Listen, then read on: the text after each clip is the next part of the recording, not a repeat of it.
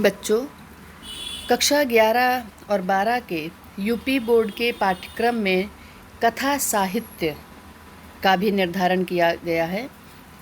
कथा साहित्य के अंतर्गत कुछ कहानियाँ निश्चित हैं जिनका अध्ययन हमें करना होता है और परीक्षा में 5 अंक जिनके लिए निर्धारित हैं। तो कथा साहित्य का प्रश्न 2 प्रकार से आता है। एक, कहानी का सारांश लिखना होता है। कोई 2 कहानियाँ दी जाती हैं, उनमें से किसी एक का सारांश आपको लिखना होता है। दूसरा, कहानी का उद्देश्य, लेखक का क्या उद्देश्य है उस कहानी को लिखने के लिए। लेखक का जो उद्देश्य निर्धारित है, लेखक ने जिस उद्देश्य से कहानी की रचना की है, वह आपको लिखना होता है। तो यदि आपने कहानी का समुचित अध्ययन किया है, तभी आप कहानी का सारांश और उद्देश्य सही शब्दों में लिख पाएंगे और अधिकतम अंक पाने में सफल हो सकेंगे। तो सबसे पहले हमारे पाठ्यक्रम में कक्षा 11 में पाठ 1 कथा साहित्य में पाठ 1 बलिदान कहानी है, जिसके लेखक मुंशी प्रेमचंद हैं। तो बलिदान कहानी पढ़ने से पहले हम कथा साहित्य के बारे में, जिसे हम कहानी कहते हैं, थोड़ा सा परिचय ले लेते हैं उसका। कहानी गद्य साहित्य की सबसे लोकप्रिय विधा है। जितनी भी विधाएं हैं गद्य में, सबसे लोकप्रिय विधा कहानी है। हिंदी साहित्य में कहानी के अन्य नाम जैसे गल्प, आख्यायिका, लघु कथा आदि भी प्रचलित है। अंग्रेजी के शॉर्ट स्टोरी के हिंदी पर्याय के रूप में कहानी का नाम ही सामान्य रूप से स्वीकृत है। मानव सृष्टि के विकास के साथ साथ कहानी का भी विकास हुआ है। कहानी कहना, सुनना मनुष्य की आदिम प्रवृत्तियों में से एक है।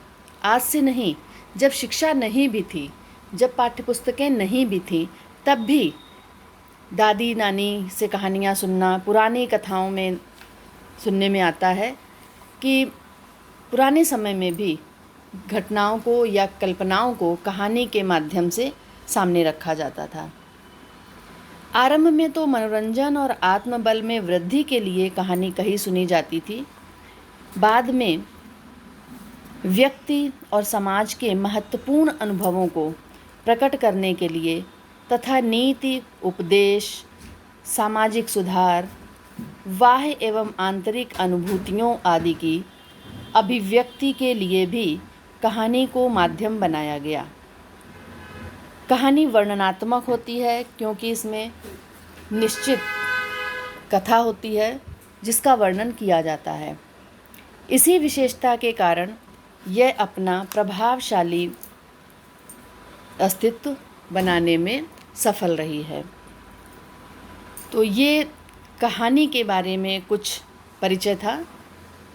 अब हम बलिदान कहानी की ओर बढ़ते हैं। मुंशी प्रेमचंद उपन्यास सम्राट, कथा सम्राट के रूप में जाने जाते हैं। लगभग 300 कहानियाँ इनके विभिन्न कहानी संग्रहों में संकलित हैं और प्रत्येक कहानी समाज को कुछ ना कुछ संदेश देती है। इनकी प्रत्येक कहानी व्यक्ति विशेष, समाज विशेष, वर्ग विशेष से जुड़ी हुई है और अधिकतर कहानियाँ समाज के वास्तविक रूप को चित्रित करती हैं।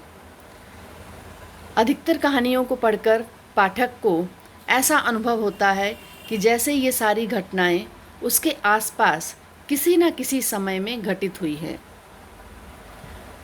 बलिदान ऐसी ही एक कहानियों में से है। इनकी प्रमुख कहानी है एक, जितनी भी मुख्य कहानियां हैं उनमें से बलिदान भी एक है। इसकी कथा वस्तु ग्रामीण परिवेश से ली गई है। प्रेमचंद की अधिकतर कहानियां ग्रामीण परिवेश से ही हैं। इसमें ग्रामीण श्रमिक तथा किसान वर्ग की अपने खेतों और खेती के प्रति एक निष्ठता, लगन, समर्पण और स्नेह की भावना को दर्शाया गया है। इस कहानी की कथा वस्तु में बताया गया है कि जिस ज़मीन पर किसान खेती करता है, चाहे उसका स्वामी कोई अन्य व्यक्ति क्यों ना हो, वह उसके लिए केवल आजीविका का स्रोत नहीं है। वो ज़मीन उसकी मान प्रतिष्ठा होती है, जिसकी रक्षा के लिए वह अपना सब कुछ गंवाने को तत्पर रहता है। वह स्वयं के लिए रोटी, कपड़ा और मकान का अभाव झेलता है, सारा जीवन अभावों में जी लेता है। बीमार होने पर स्वयं की उपेक्षा करके अपने इलाज पर वह भले ही एक फूटी कौड़ी न खर्च करता हो, किंतु अपनी खेती के लिए वह अपनी पूरी हस्ती लगा देता है, स्वयं को भी मिटा देता है। यही इस कहानी की कथा वस्तु है। कहानी का सारांश एक किसान हरखू और उसके बेटे गिरधारी को लेकर कहानी बुनी गई है। पूरा ताना बाना उन्हीं के आसपास घूमता है। तो अब हम कहानी का सारांश पढ़ लेते हैं। सबसे पहले पात्र परिचय। कहानी का सारांश पढ़ने से पहले पात्रों से परिचय करते हैं। कहानी के प्रमुख पात्र इस प्रकार हैं। गिरधारी, जो कहानी का नायक है, सुभागी का पति है और हरखचंद्र का बेटा है। सुभागी गिरधारी की पत्नी और कहानी की नायिका है। हरखचंद्र गिरधारी का पिता और एक व्यवसायी था, जो बाद में किसान था, किंतु उसके पास पहले व्यवसाय था स्वयं का, और व्यवसाय चले जाने पर वह बद से बदतर होता गया। लाला ओमकारनाथ ये गांव के जमींदार हैं, जो लोगों को ज़मीन देते हैं खेती करने के लिए और बदले में उनसे कर वसूलते हैं।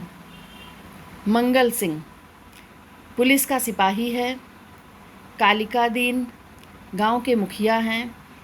तुलसी गांव का बनिया है, जो लोगों को ब्याज पर पैसे उधार देता है और बदले में पैसा न मिल पाने पर उनके पशु, घर, ज़मीन ले लेता है। तो अब कहानी का सारांश आरंभ करते हैं। संक्षेप में हम कहानी को समझेंगे।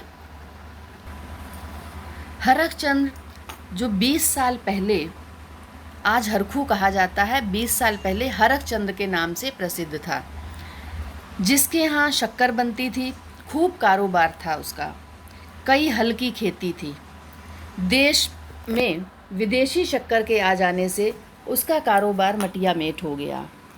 जैसे जैसे कारोबार ठप होता गया, हरखचंद्र से हरखू हो गया, क्योंकि व्यक्ति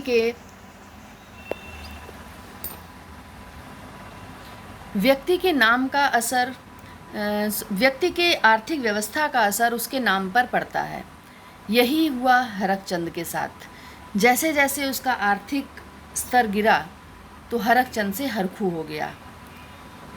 एक अन्य उदाहरण इसी बात का यहाँ मिलता है मंगल सिंह का, जो पुलिस में सिपाही हैं। मौजे बेला के ठाकुर थे, किंतु जब से कांस्टेबल हुए तब से मंगरू से मंगल सिंह हो गए। अब उन्हें कोई भी मंगरू नहीं कहता। क्यों? क्योंकि उनका आर्थिक स्तर सुधर गया है। तो हरखचंद्र के पास आज केवल 5 बीघा ज़मीन है, केवल एक हल की खेती है, मगर उसका स्वाभिमान आज भी 20 साल पुराना है। भले ही आर्थिक रूप से कमज़ोर हुआ, किंतु उसका स्वाभिमान आज भी बना हुआ है। गांव की पंचायतों में आज भी उसकी सम्मति सम्मान की दृष्टि से देखी जाती है। वह जो बात कहता है बेलाग कहता है, और गांव के अनपढ़ उसके सामने मुंह नहीं खोलते। हरखू ने अपने जीवन में कभी दवा ना खाई थी। ऐसा नहीं है कि वह कभी बीमार नहीं पड़ा। हर साल कुंवार के महीने में मलेरिया से पीड़ित होता था, किंतु बिना दवा खाए ही 10-5 दिन में भला चंगा हो जाता था। इस बार कार्तिक में बीमार पड़ा कि ठीक ही ना हुआ। अंततः उसने खटिया पकड़ ली। उसे लगा कि अब चलने के दिन आ गए। उसने एक दिन मंगल सिंह उसे देखने गए और बोले, बाबा, बिना दवा खाए अच्छे ना होगे, कुनैन क्यों नहीं खाते? हरखू ने उदासीन भाव से उत्तर दिया, तो लेते आना। अगले दिन कालिका दीन ने आकर कहा, बाबा 2-4 दिन कोई दवा खा लो, अब तुम्हारी जवानी की देह थोड़े है कि बिना दवा दर्शन के अच्छे हो जाओगे। हरखू ने फिर उसी मंद भाव से कहा, तो लेते आना। मगर ये सब केवल शिष्टाचार और संवेदना का हिस्सा था। ये सारी बातें केवल कहने की थीं, क्योंकि ना तो हरखचंद ने पैसे दिए और ना ही किसी ने दवा ला कर दी। इसी तरह धीरे धीरे 5 महीने कष्ट भोगने के बाद ठीक होली के दिन हरखू ने शरीर त्याग दिया। उसके पुत्र गिरधारी ने खूब धूमधाम से उसका क्रियाकर्म किया। हरखू के उपजाऊ खेत 3-3 फसलें देते थे। 3-3 फसलें देते थे। अब उन पर सभी गांव वालों की नज़र लगी थी। सभी जमींदार लाला ओमकार नाथ को उकसाने लगे। दुगना लगान और बड़ी रकम नजराना पेशगी लेकर गिरधारी से खेत छुड़ाने के लिए एक दिन जमींदार ने गिरधारी को बुलाकर कहा, तुम 8 रुपये बीघे पर जोतते थे, मुझे 10 रुपये मिल रहे हैं और नजराने के रुपये 100 अलग। तुम्हारे साथ रियायत करके लगान वही रखता हूँ, पर नजराने के रुपये तुम्हें देने पड़ेंगे। गिरधारी ने नजराने की रकम में असमर्थता व्यक्त की तो जमींदार ने उसे चेतावनी दी कि अगर 1 हफ्ते के अंदर नजराने की रकम दाखिल करोगे तो खेत जोतने पाओगे, नहीं तो मैं दूसरा प्रबंध कर दूंगा। अब गिरधारी की पत्नी और गिरधारी दोनों के हाथों से खेत निकलने की उन्हें चिंता सताने लगी। नजराने के 100 रुपये का प्रबंध करना उनके काबू से बाहर था, क्योंकि वह पहले से ही कर्जदार था। जेवर के नाम पर एकमात्र हंसली साल भर से वो भी गिरवी पड़ी थी। सप्ताह बीत जाने पर भी गिरधारी रुपयों का बंदोबस्त ना कर सका। 8वें दिन उसे मालूम हुआ कि कालिका दीन ने 100 रुपये नजराना देकर 10 रुपये बीघा पर खेत ले लिए। यह सुनकर गिरधारी बिलख बिलख कर रोने लगा। उस दिन उसके घर में चूल्हा न जला।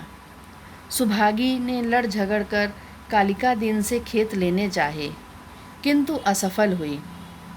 गिरधारी अपने पुराने दिनों की याद कर कर के रोता रहा, दुखी होने लगा। लोग उसे समझाते कि तुमने पिता के क्रियाकर्म में इतने रुपए व्यर्थ उड़ा दिए, इतने रुपए व्यर्थ उड़ा दिए। यह सुनकर उसे दुख होता। उसे अपने किए पर तनिक भी पछतावा न था। वह कहता कि मेरे भाग्य में जो लिखा है वह होगा, पर दादा के ऋण से उऋण हो गया। उन्होंने जिंदगी में 4 बार खिलाकर खाया, क्या मरने के पीछे इन्हें पिंडे पानी को तरसाता। इस प्रकार आषाढ़ आ पहुंचा। वर्षा हुई तो सभी किसान अपनी खेती बाड़ी में व्यस्त हो गए। ये सब बातें सुनकर गिरधारी जलहीन मछली की तरह तड़पता रहा। गिरधारी ने अभी तक अपने बैल ना बेचे थे। तुलसी बनिए ने रुपए के लिए धमकाना शुरू किया। मंगल सिंह ने नालिश की बात कहकर उसे और डरा दिया। अंत में मंगल सिंह ने उसकी 80 रुपए की जोड़ी 60 रुपए में सौदा कर बैल खरीद लिए। बैलों के जाने पर पूरा परिवार फूट फूट कर रोया। उस रात को गिरधारी ने कुछ ना खाया। प्रातःकाल उसकी पत्नी सुभागी ने उसे चारपाई पर ना पाया। उसने सोचा कहीं गए होंगे। दिन ढले तक भी जब घर ना लौटे तो चारों ओर उसकी खोज हुई, किंतु गिरधारी का पता ना चला। संध्या समय अंधेरा छा जाने पर सुभागी ने गिरधारी के सिरहाने दिया जलाकर रख दिया। अचानक सुभागी को आहट मालूम हुई। उसने देखा कि गिरधारी बैलों की नांद के पास सिर झुकाए खड़ा है। सुभागी यह कहते हुए उसकी ओर बढ़ी कि वहाँ खड़े क्या कर रहे हो, आज सारे दिन कहाँ रहे। गिरधारी ने कोई उत्तर न दिया। यह पीछे हटने लगा, थोड़ी दूर जाकर गायब हो गया। सुभागी चिल्लाई और मूर्छित होकर गिर पड़ी। अगले दिन कालिका दिन जब अंधेरे अंधेरे खेतों पर हल जोतने पहुंचा तो उसने वहां गिरधारी को खड़े पाया। वह गिरधारी की ओर बढ़ा तो वह पीछे हटकर कुएं में कूद गया। कालिका दिन डर कर बैलों को वहीं छोड़कर गांव आ गया। सारे गांव में शोर मच गया। कालिका दिन की हिम्मत न हुई फिर गिरधारी के खेतों की ओर जाने की। उसने गिरधारी के खेतों से इस्तीफा दे दिया। ओमकार नाथ के ना चाहने पर भी उसके खेत ना उठ सके। ओमकार नाथ के चाहने पर भी उसके खेत ना उठ सके। अब गांव के लोग कहते हैं कि गिरधारी की आत्मा उन खेतों के पास रहती है। मेड़ पर बैठकर गिरधारी रोता दिखाई देता है। गिरधारी की पत्नी सुभागी अब दूसरे के खेतों में काम करती है। उसका बेटा ईंट के भट्ठे पर काम करता है। गांव के लोग अंधेरा होते ही उस खेत की तरफ नहीं जाते हैं। उसे गिरधारी को केवल अपने खेतों को देखकर संतोष होता। वह किसी को छेड़ता नहीं। दिया जलने के बाद उधर का रास्ता बंद हो जाता है। तो यहाँ लेखक ने जो ग्रामीण समाज में तत्कालीन किसानों में, श्रमिकों में जो एक अपने कार्य के प्रति एक निष्ठा थी, उसे दर्शाया है। साथ ही साथ लेखक ने ये भी कहने का प्रयास किया है कि किसी एक कार्य में बंधकर नहीं रहना चाहिए। व्यक्ति को हमेशा एक काम के साथ साथ अगर एक काम बंद हो जाता है, जैसे कि हरकचंद ने किया कि शक्कर की मिल उसकी बंद हो गई, शक्कर का कारखाना बंद हो गया, तो वो गरीब होता चला गया। उसे अपना अन्य व्यवसाय भी करना चाहिए था। दूसरी बात ये कि गिरधारी ने जो किया, कहानी का जो हमें सीख एक तरह से कह सकते हैं, सार है कि गिरधारी ने पिता की अंत्येष्टि में उधार लेकर, कर्ज लेकर खर्चा किया, किंतु जीवित रहते उसे दवा ना लाकर दे सका। वो दवा लाकर देता तो शायद ठीक हो जाता, और मरने के बाद उधार लेकर दूसरों को खिलाना ये कहीं से भी तर्कसंगत नहीं है। और गिरधारी ने जो समस्याओं से हारकर, परिस्थितियों से हारकर सामना ना करते हुए आत्महत्या की, वह एक जघन्य अपराध है। उसे परिस्थितियों का सामना करना चाहिए था। तो इस प्रकार मुंशी प्रेमचंद जी ने बहुत ही वास्तविक रूप में कहानी को सामने रखा है। इसके पश्चात हम लेखक का उद्देश्य क्या है यह पढ़ेंगे। कहानी लिखने का लेखक का उद्देश्य ये है कि जैसा हम सभी जानते हैं, मुंशी प्रेमचंद यथार्थवादी कहानीकार हैं। तो उन्होंने इस यथार्थवादी कहानी के माध्यम से फूट के दोष, जो आपसी फूट है, आपसी फूट के कारण जमींदार किसानों का शोषण करते थे कि गिरधारी के पास पैसे नहीं थे, दूसरा लेने पहुंच गया, ये आपसी फूट ही थी। अगर मिलजुल कर उसका सहयोग करते तो वो भी अपनी परिस्थितियों को सुधार सकता था। और मृत्यु भोज जैसी प्रथाओं के कारण आर्थिक विपन्नता का संदेश दिया है। मृत्यु भोज आवश्यक नहीं होना चाहिए। कर्ज लेकर मृत्यु भोज के परिणाम की परिणति कितनी भयंकर होती है, इसे प्रकट करना व भोली जनता के सामने रखना लेखक का मूल उद्देश्य है। इस उद्देश्य को कहानी में सफलतापूर्वक प्रकट किया गया है। शीर्षक की दृष्टि से कहानी पूर्ण सफल है, क्योंकि शीर्षक छोटा, सही, मार्मिक और नुकीला है। पूरी कहानी शीर्षक के चारों ओर घूमती है। इस प्रकार हम देखते हैं कि प्रेमचंद यथार्थवादी कहानी लेखक में सामने आते हैं और अपनी पूर्णता इस कहानी को सफल करते हैं। वो अपनी लेखनी के माध्यम से इस कहानी को पूर्णता सफल अभिव्यक्ति देते हैं। जैसा शीर्षक है वैसा ही उन्होंने कहानी में दिखाया कि किस प्रकार गिरधारी अपने खेतों के लिए स्वयं का बलिदान कर देता है। तो उद्देश्य कम शब्दों में लिखना होता है। तो बच्चों, आशा है कि आपको कहानी का सारांश और उद्देश्य भली प्रकार से समझ में आ गया होगा।